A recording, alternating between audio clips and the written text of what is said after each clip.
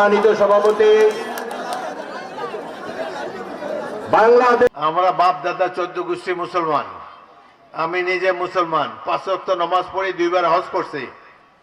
আমাদেরকে জামাতে ইসলামীর ইসলাম শিখাতে হবে না। এই দেশে মাঠে যারা আছে সব কি মুসলমান? অধিকাংশই মুসলমান। আমরা তো ইসলাম ধর্মে বিশ্বাস করি, কিন্তু তারা বোঝায় যে বেহেশতে যাইতে হলে দাঁড়িপাল্লাতে ভোট দিতে হবে, ফুলকপিতে ভোট দিতে হবে, নাউজুবিল্লাহ।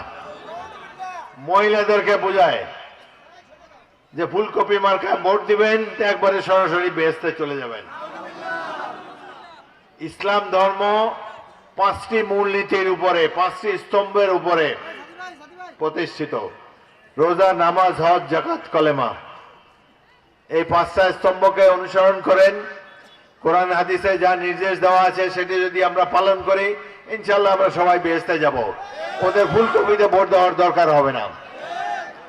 অতীতে সব নির্বাচনে জামাত ইসলামী অংশগ্রহণ করেছে, কখনো 18টা আসনে বেশি পায় নাই। অধিকাংশ নির্বাচনে তারা 3টা কি 4টে আসন পেয়েছে। একবার আমাদের পক্ষপুটে আশ্রয় নিয়ে 18টা সিট পেয়েছিল। এখন বিএনপি নেতাদের বিরুদ্ধে নানা ধরনের মিথ্যা প্রচারণায় তারা লিপ্ত। তারা বলে বিএনপি চাঁদাবাজের দল। আমি আপনাদেরকে আশ্বস্ত করে যেতে পারি, আপনারা যদি কোনো প্রমাণ দিতে পারেন আমার কাছে, অভিযোগ যদি প্রমাণিত হয়, আমার দলে কোনো চাঁদাবাজ, দুর্নীতিবাজ থাকলে তাকে সাথে সাথে বহিষ্কার করে দেওয়া হবে।